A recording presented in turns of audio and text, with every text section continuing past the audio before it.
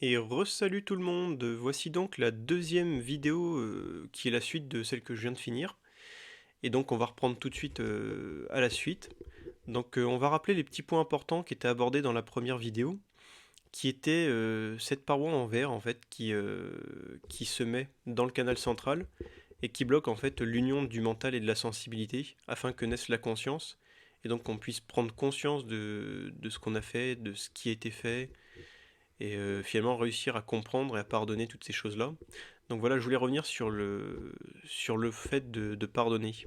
Parce qu'ici, il n'est pas question en fait de pardonner le mal qu'on nous a fait, donc de pardonner aux gens qui nous ont fait du mal.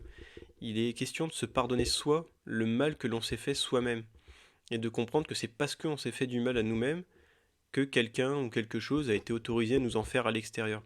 Ça, c'est vraiment très important parce que si on part pas de ce principe, en fait, on va toujours se dire que ce sont les autres le problème à l'extérieur, que ce sont eux qui nous font du mal, que c'est à eux de changer, alors qu'en fait, c'est pas du tout ça.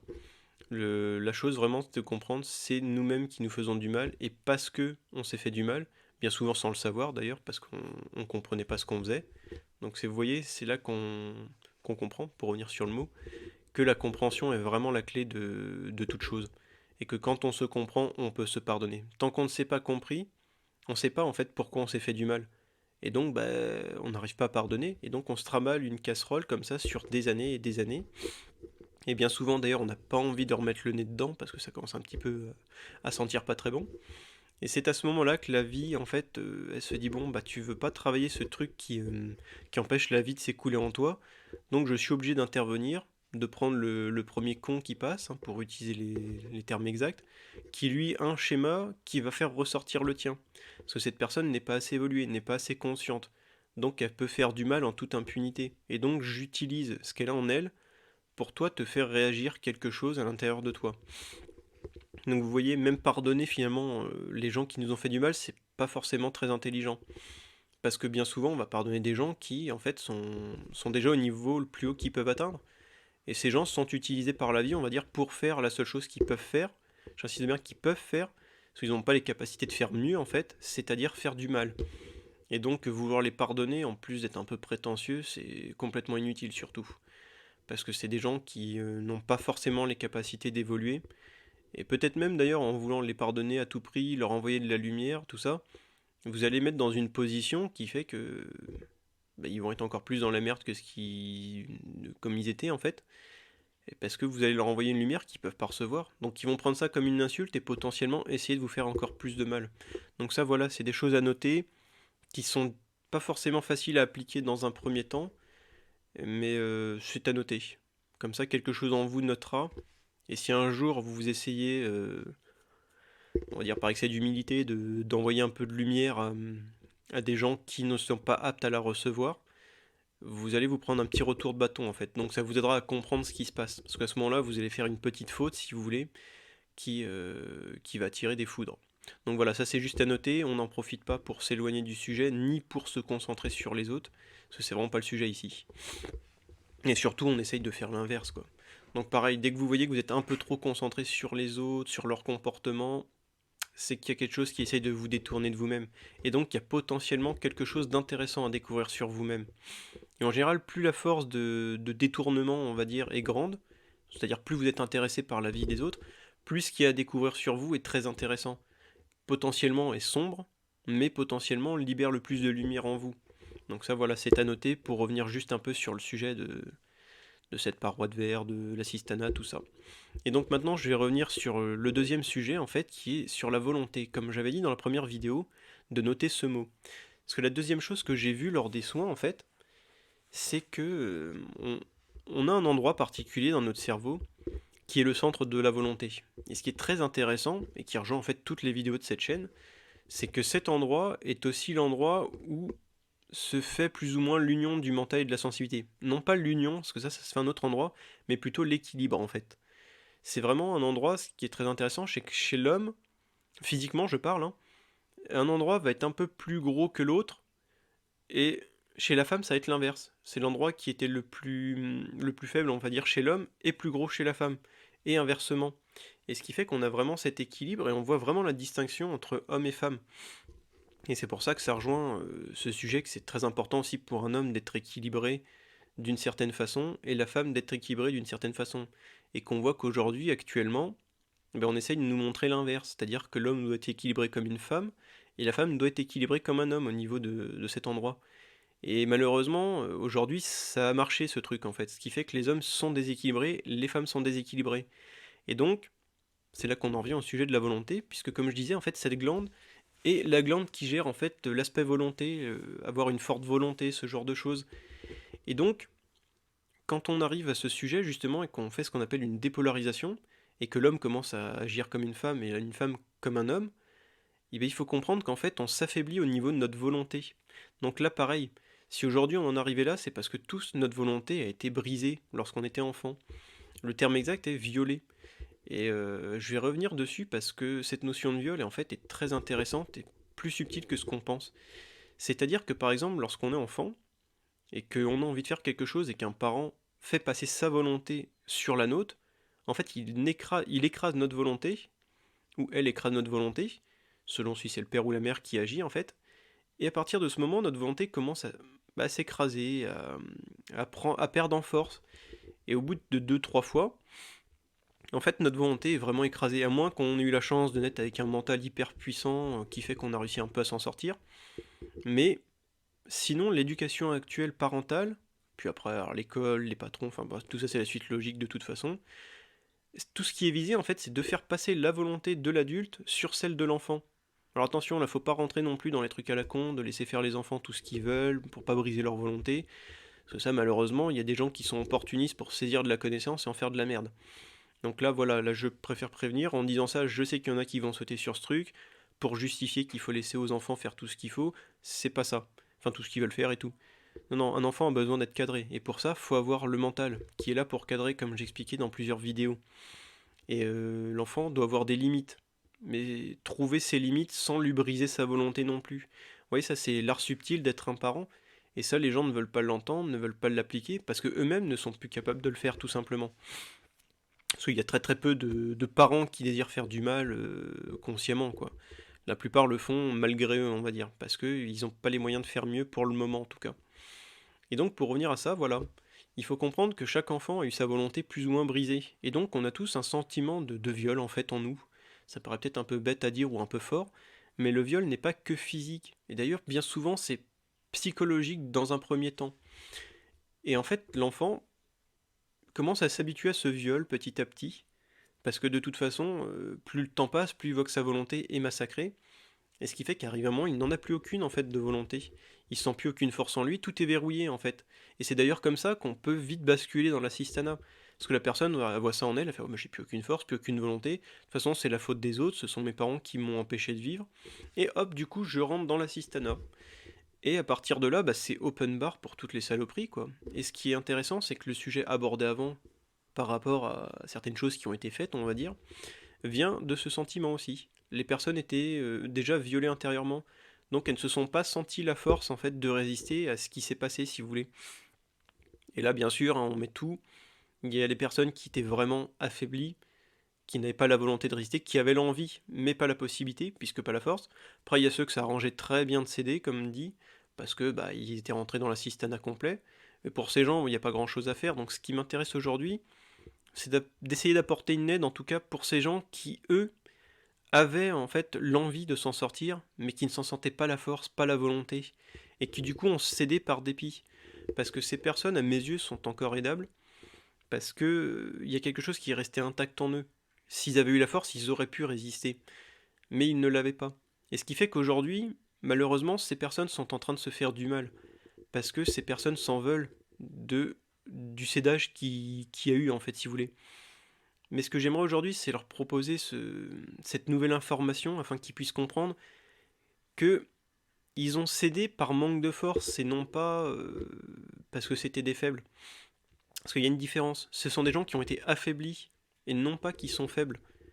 Ils ont cédé devant un raz-de-marée qui se sont pris et pour lequel ils n'avaient pas les outils pour résister. Et j'insiste sur le fait que s'ils avaient eu ces outils, ils auraient pu résister. Contrairement à certaines personnes qui, même s'ils avaient eu les outils, n'auraient pas résisté en fait. Donc là voilà, c'est un sujet où j'aimerais attirer l'attention, insister encore sur l'assistanat, parce que les paroles que je prononce peuvent facilement être détournées pour entrer dans je ne m'assume pas, c'est ah voilà, c'était ça. C'est pas le but, encore une fois, ici. C'est de vraiment comprendre avec honnêteté, sans se mentir à soi-même, que voilà, quelque chose en nous est affaibli, ce qui fait qu'on n'a pas eu les armes de vraiment se défendre. Et donc après, c'est à chacun de voir s'ils font partie de cette catégorie, ou s'ils font partie de la catégorie de toute façon, j'avais lâché, maintenant je me la pète en mode je suis quelqu'un supérieur aux autres. Parce que bien souvent, il y a ça d'ailleurs. Quand on était vraiment en mode j'échoue, j'ai lâché complètement l'affaire, ben, certains basculent dans le je me la pète avec ça en fait. Et j'arrive à me faire croire que non, non, moi j'étais de la grande force. Et ça, pour ces gens, il n'y a pas grand chose à faire malheureusement. Donc pour revenir au sujet initial de la volonté, pourquoi je vous parlais de ça? Parce que dans les soins, je me suis rendu compte en fait que comme justement il y a eu un peu cet impact de violence, on va dire, j'ai pas envie d'utiliser le terme viol, même si c'est vraiment ce qui s'est passé, donc cet impact de violence, on va dire, et bien cet endroit dans le cerveau était particulièrement affaibli, ce qui fait que certaines entités, on va dire pas très nettes, qui vivent un peu sur notre dos, ont placé ce qu'on appelle un implant en fait au niveau de cet endroit-là. Et qu'est-ce qui produit cet implant en fait? Et bien cet implant, de ce que j'ai vu dans tous les soins que j'ai fait sur ce sujet-là en fait, cet implant crée une illusion pour la personne qui fait que toute sa vision des choses et surtout d'elle-même est complètement faussée. Et vous voyez là on en revient au sujet, que potentiellement la personne est plus forte que ce qu'elle pense. Mais cette glande va lui faire croire que non, non, tu es faible, regarde, tu n'arrives pas à résister, tu as cédé, tu es un lâche.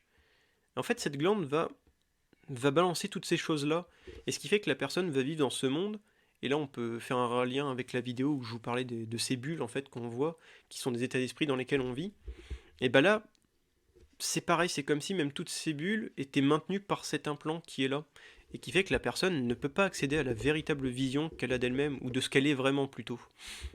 Parce que pour l'instant, la vision qu'elle a d'elle-même, c'est une vision complètement faussée. Mais malheureusement, comme elle y croit, c'est une vérité pour elle. Même si dans l'absolu, ce n'est pas une vérité. Mais tant que la personne y croit, ça reste sa vérité intérieure. Donc le truc, c'est ça. C'est en enlevant cet implant qui vraiment fausse tout, quoi. Puis c'est marrant, ça ressemble un peu à une tumeur. Pour ceux qui connaissent Dragon Ball, par exemple, c'est l'exemple que j'avais pris la première fois. Coup de bol, j'étais tombé sur quelqu'un qui connaissait. Ça ressemble au noyau de Cell, en fait, un des méchants de Dragon Ball qui lui permet de se régénérer. On le voit une fois, cette cellule, en fait. Et bien voilà, si vous arrivez à trouver ou vous avez la référence, vous verrez à peu près à quoi ça ressemble. Mais sinon, voilà, ça ressemble un peu à une tumeur. Une tumeur qui crée une illusion et qui maintient la personne dans une sorte d'état d'esclavage, en fait. Et comme dit, bon, pour certains, ça fait leur affaire, mais pour d'autres, il y a quelque chose en eux là qui commence à se réveiller, qui j'aimerais bien m'en sortir, c'est pas possible. J'ai pas l'impression d'être ces choses-là, mais quand je regarde, je vois que ça autour de moi. Et en fait, ce message aujourd'hui s'adresse à ces gens-là. Ces gens qui, en constatant leur vie, se rendent compte je suis comme ça, ce qu'il vient de décrire. Mais qui, dans le ressenti, dit si je pouvais faire autrement, je le ferais. Mais je sais pas pourquoi, je n'arrive pas à faire autrement. Et bien il faut comprendre que c'est parce que, une, leur volonté a été brisée. Deuxièmement, il y a un implant qui a été mis qui les fait vivre dans une illusion complète et de merde en plus, et qui fait que aujourd'hui, ils évoluent dans un monde complètement pourri, et surtout ils peuvent pas débloquer la force parce qu'il leur manque la compréhension. Donc voilà, je pense avoir fait à peu près le tour de ce que je voulais raconter, sauf faut quand même que chacun puisse faire sa sauce avec le message. Donc on va dire que c'est un message un peu généraliste. Je ne vais pas trop rentrer dans les détails, je peux pas trop non plus donner trop de solutions à part celles que je viens de présenter, parce que c'est vraiment à chacun de faire son chemin personnel. Et c'est pour ça aussi que je vous dis de ne pas hésiter à poser des questions, soit sous les commentaires, soit en privé, ou soit de prendre une séance carrément pour qu'on vire ces choses-là. Donc voilà, le but c'est quand même que chacun puisse se prendre en main, voir ce qui peut être bon pour lui. Autant la personne, juste en écoutant la vidéo, elle peut déclencher des prises de conscience, et comme je vous expliquais dans la première vidéo, il n'y a rien de plus puissant que la conscience. En fait, quand vous prenez conscience, c'est comme s'il y avait un raz-de-marée d'énergie en vous qui déferle et qui va tout réparer en fait. Donc il se peut que juste en écoutant, la personne fasse le déclic qui lui manquait, qui va déclencher quelque chose en elle, qui va tout virer. Après, certaines personnes auront peut-être besoin d'un coup de main. Là pour ça, soit peut poser des questions, soit carrément prendre un soin. Donc voilà, c'est à chacun de vous maintenant aussi de voir ce que vous pouvez prendre, ce que vous pouvez recevoir, et d'essayer de sentir aussi ce qui serait le mieux pour vous. Parce que ça, il n'y a que vous qui pouvez le savoir, justement. Et donc, n'hésitez pas. faites des tests, mouillez-vous un petit peu dans votre vie pour voir ce qui peut vous parler le plus possible en fait. Donc voilà, c'était les deux messages que je voulais vous passer aujourd'hui, cette plaque de verre qui peut être levée en fait, ça c'est quelque chose que j'ai le droit de faire, et cet implant que j'ai le droit aussi d'enlever, mais sans pour autant en faire ensuite un assistanat, c'est-à-dire que même si ces choses sont enlevées, ça reste quand même à chacun d'entre vous après de suivre son propre chemin. C'est-à-dire là sur votre chemin où vous en êtes actuellement, il y a un gros rocher qui bloque la route. Par exemple, un soin qu'on fera ensemble va enlever cette pierre. Mais par contre, je peux pas ensuite marcher pour vous à votre place et continuer sur le chemin. On peut juste enlever les obstacles qui sont insurmontables, on va dire, entre guillemets, parce qu'il n'y a rien de vraiment insurmontable en vrai. Et à partir de là, c'est à vous quand même de faire votre propre voyage, votre aventure. Donc voilà, j'espère que le message sera assez clair. Je pense aussi avoir assez mis en garde sur les trucs opportunistes qui pourraient arriver en écoutant mes vidéos. J'essaye au fur et à mesure, en fait, parce que quand je parle, je vois les trucs les plus probables que les gens les plus opportunistes et les plus assistés peuvent prendre au vol, si vous voulez, pour s'endormir un peu plus. Donc j'essaye de mettre en garde un maximum, tout en n'ayant pas trop loin non plus, parce que faut trouver l'équilibre et pas rentrer dans l'assistanat non plus complet avec les vidéos, si vous voulez. Donc voilà, j'essaye de faire au mieux par rapport à tout ça, et je compte sur vous pour prendre soin de vous dorénavant, pour essayer de vous comprendre. Parce que c'est ça que j'aimerais faire passer dans ces deux petites vidéos aujourd'hui, c'est vous faire comprendre à quel point c'est génial d'essayer de se comprendre justement. Au début, c'est vrai, ça fait peur, ça fait mal au cul les premiers trucs qu'on voit. Et au bout d'un moment, on comprend que ce qu'on voit, c'est parce que c'était pas nous. Et donc finalement, il n'y a pas de mal à le voir en fait, ni de peur à avoir. Parce qu'au contraire, ça devrait être une fête. À chaque fois qu'on voit quelque chose, mais c'était pas moi cette merde de toute façon. Bon, bah c'est bon alors, je suis pas si mal que ça. Et c'est ça, on va dire, le risque au final de se comprendre, c'est de comprendre que finalement on n'était pas si mal que ça, et que toute notre vie qu'on a passé à croire qu'on n'était pas quelqu'un de bien ou quoi, et ben on s'est planté. Et ça peut aussi faire mal au cul quand on se rend compte du mal qu'on s'est fait tout seul, en pensant ne pas mériter mieux. Alors qu'en fait, depuis le début, on méritait ce mieux. Donc voilà, ce sera le petit mot de la fin pour cette vidéo, et je vous dis à bientôt pour une prochaine vidéo, et on verra quel sujet se proposera. Voilà, prenez soin de vous tous, et puis méditez, réfléchissez, comprenez, pardonnez-vous, et voilà. Allez, à bientôt, ciao!